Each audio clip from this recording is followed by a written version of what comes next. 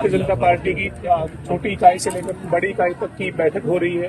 किस तरीके से किस रणनीति पर चर्चा हो रही है सर? और जो वो चुनाव के बाद एक तरफ सरकार एक्शन मोड में है, दूसरी तरफ संगठन भी अपनी तमाम गतिविधियों को आगे बढ़ा रहा है सर। देखिए, क्योंकि चुनाव के अंदर सभी कार्यकर्ताओं ने मजबूती से काम किया है और सभी से बैठ करके उनसे चर्चा जो जिम्मेदारी कार्यकर्ता को मिली है, उन्होंने जो नीचे काम किए उसके बारे में चर्चा हो रही है।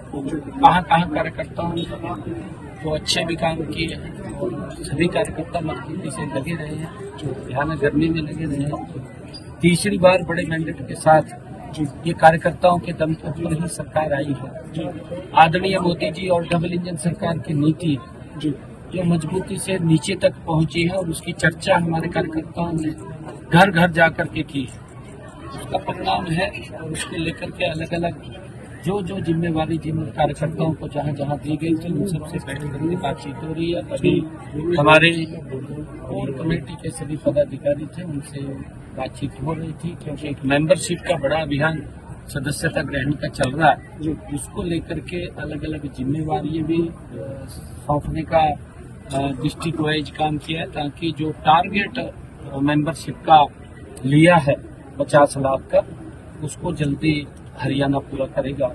और उसको लेकर के सारी योजना रणनीति वो बनी है, चर्चा हुई है।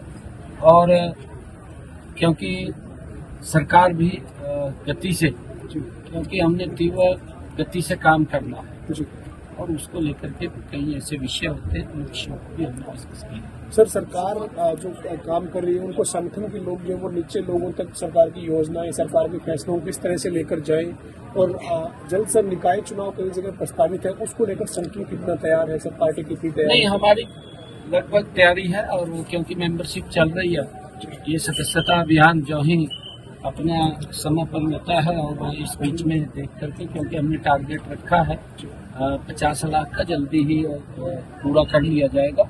और इसको तीव्र गति से हम करेंगे, क्योंकि चुनाव कराने हैं, चुनाव जल्दी ही हम वो हों, इसके लिए हम कर रहे हैं। कैप्टन अजय यादव कह रहे थे सर आज चंडीगढ़ में प्रेस कॉन्फ्रेंस करी कि 26 नवंबर से 26 जनवरी तक राहुल गांधी एक बार फिर से भारत जागरण अभियान जोड़ो अभियान जो पहले था उनका भारत जोड़ो अभियान, उसको लेकर आगे बढ़ेंगे। जातिगत जनगणना हो, इसको लेकर देश को जागरूक किया जाएगा। और आज जो वो पूरे देश में जाएंगे, 2 महीने का ये उन्होंने अपना कार्यक्रम कांग्रेस ने बनाया है सर। और जातिगत जनगणना की बात कांग्रेस बार बार करती है सर, आप क्या कहेंगे सर? देखिए, क्योंकि मेरा जो मानना है, कांग्रेस 50-55 साल तक सत्ता में रही और कांग्रेस ने जो अपेक्षाएं देश को कांग्रेस से थी वो पूरी नहीं कर पाई। उन्होंने बेशक अपनी अपेक्षाएं पूरी कर ली हों, कांग्रेस के नेताओं ने, कांग्रेस के लोगों ने शायद अपनी अपेक्षाएं पूरी कर ली, तो देश को जो अपेक्षाएं थी उससे देश वंचित रहा है। अभाव था हर चीज का। ये कैप्टन साहब को भी मैं तो आप सबसे कहूंगा कि आप सब जागरूक पत्रकार हैं, जब ये लोग इस प्रकार की बात करते हैं तो उनसे जरूर पूछना चाहिए। जब सड़कों का भी अभाव था इनके समय के अंदर, गैस का भी अभाव था, विकास का भी अभाव था, सड़कें भी नहीं बनती थी, मेडिकल कॉलेजों का भी, हेल्थ का भी अभाव था, एजुकेशन का भी अभाव था इनके समय के अंदर। परंतु क्योंकि जब देश ने इनको देख लिया है कांग्रेस पार्टी को और उनको नकार दिया है, जब इनको नकारा है तो इनको फिर इस प्रकार की बातें याद आती हैं कि ध्यान डाइवर्ट करना है, जनगणना करानी है। भाई थारे को किसने रोक लिया था? 55 साल तक रहे हैं और ये भी मंत्री थे उस सरकार में, आवाज उठानी चाहिए थी भाई जी जनगणना कराई जाए। परंतु जब तो ऐसा लग रहा था अभी वोट तो ले लेते थे, पिछड़े का भी शोषण करते थे और एससी का भी शोषण करते थे, आम व्यक्ति का भी शोषण करते थे, तब तो ध्यान नहीं रहता था भी वोट दे रहे हमें। अब जब उन्होंने नकार दिया, अब कई प्रकार की बातें इनके ध्यान में। सर, झारखंड और महाराष्ट्र को लेकर क्या कहेंगे? आप भी चुनाव प्रचार में गए थे सर, वहाँ के लिए नतीजों के लिए कितना आश्वस्त है? हरियाणा का असर नहीं, पूर्ण रूप से बिल्कुल।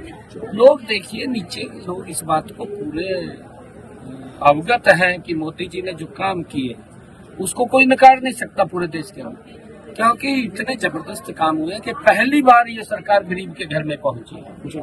नहीं आज तक तो गरीब तो देखता रहता था सरकार कहाँ है, दिखाई नहीं देती थी सरकार, परंतु अब गरीब व्यक्ति को ये लगने लगा है कि जब से मोदी जी 2014 से प्रधानमंत्री बने हैं कि एक्चुअल में गरीब की अगर किसी ने सुध ली है या गरीब के बारे में विचार किया है तो ये नरेंद्र मोदी डबल इंजन की सरकार ने विचार किया। उसका परिणाम है कि अंतिम छोर तक गरीब के घर तक योजना पहुंचाने का लाभ नरेंद्र मोदी की सरकार ने किया है।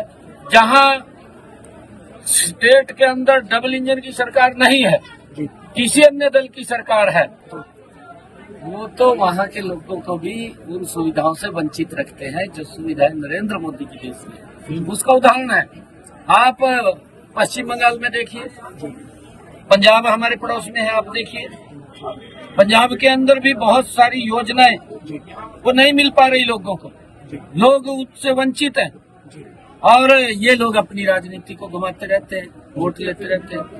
कई योजनाएं तो हिमाचल के अंदर भी, क्योंकि वायदे तो करे हैं कांग्रेस ने, वायदे तो किसी ने रोका नहीं, परंतु पूरे नहीं किए, वायदे करके वोट ले लिया और फिर उनका शोषण करा।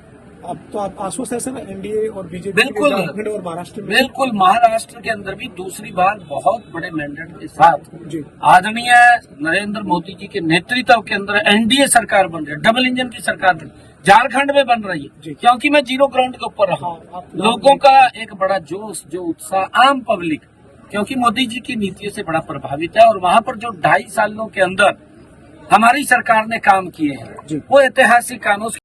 हे डैड, चंगी तरह खेडी चैंप। Any doubt? ಕಿಡ ಕಿಡಿ ಹಚ್ಚಬೇಕು ಸುಖಿ ಸುಖಿ ದಾಗ ಬೇಕು नो डाउट इन्ना सुक्के दागा लई है सर्फ एक्सेल मैटिक हुण नवे पैक विच एसपीपी टेक्नोलॉजी दे नाल ए जिद्दी सुक्के दाग कड्डे सेमी ऑटोमैटिक मशीन विच ही एनी डाउट नवा सर्फ एक्सेल मैटिक।